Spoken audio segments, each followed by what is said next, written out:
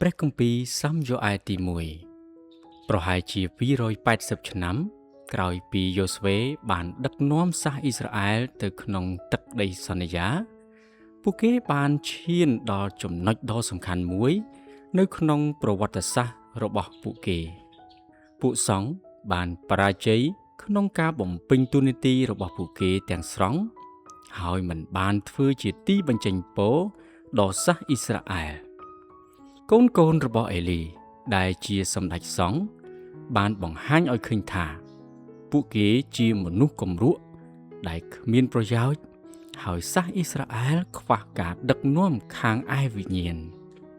ក្នុងគ្រាដែលមានវិបត្តិបែបនោះក៏លេចមកនៅវត្តមានរបស់សាមយ៉ូអែលឥឡូវនេះ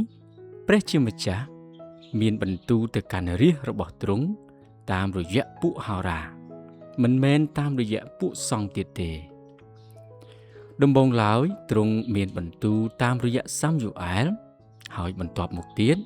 តាមរយៈពួកហោរាផ្សេងទៀតដែលព្រះជាម្ចាស់បានតាំងឡើងហើយក្នុងចំណោមពួកហោរាទាំងនោះខ្លះបានទទួលការបង្ហាត់បង្រៀនពីសាមយ៉ូអែលផងដែរហោរាគឺគ្រាន់តែជាអ្នកនាំពាក្យរបស់ព្រះជាម្ចាស់ដែលព្រមានមនុស្សឲ្យបែរចេញពីអំពើបាបរបស់ខ្លួនហើយជារឿយៗហោរាក៏ទាយអំពីហេតុការណ៍ជាក់ស្ដែងដែលនឹងកើតឡើងជាលទ្ធផលនៃការស្ដាប់បង្គាប់និងការមិនស្ដាប់បង្គាប់តាមព្រះជាម្ចាស់បន្ថែមពីលើភាពកំសោយផ្ទៃក្នុងនៃរាជរបស់ព្រះជាម្ចាស់ពួកគេក៏បានជួបប្រទះទុក្ខលំបាកដោយសារទ័ពភីលីស្ទីនពីខាងក្រៅផងដែរទីបំផុតពួកគេក៏បានទៅរកសាមយ៉ូអែលហើយទាមទារឲ្យមានស្ដេចសោយរាជ្យដូចសាសដទៃដែររហូតមកដល់ពេលនេះសាសអ៊ីស្រាអែលគឺជាប្រទេសទេវាធិបតេយ្យមានន័យថាព្រះជាម្ចាស់គឺជាអ្នកគ្រប់គ្រងពួកគេពីមុនមកដោយការទាមទារឲ្យមានស្ដេចសោយរាជ្យនៅពេលនោះសាសអ៊ីស្រាអែលពិតជាបានបដិសេធព្រះជាម្ចាស់ដូច្នេះព្រះជាម្ចាស់បានបង្គាប់ឲ្យសាមយ៉ូអែលចាក់ប្រេងតាំងសូល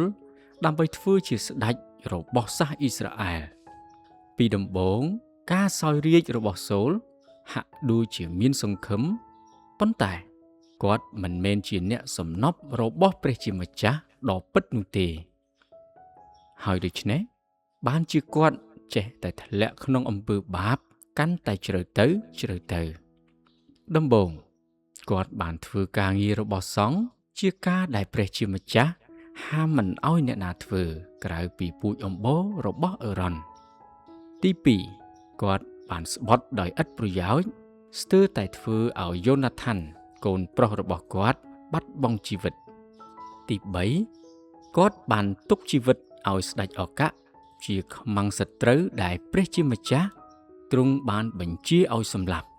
ទី4គាត់បានសម្លាប់ពួកសង្ឃមួយចំនួនរបស់ព្រះយេហូវ៉ាលុះបន្ទាប់មកទៀតដោយចិត្តច្រណែនគាត់បានព្យាយាមវាយប្រហារម្ដងហើយម្ដងទៀតទៅលើជីវិតរបស់ដាវីតជាបុរសវ័យក្មេង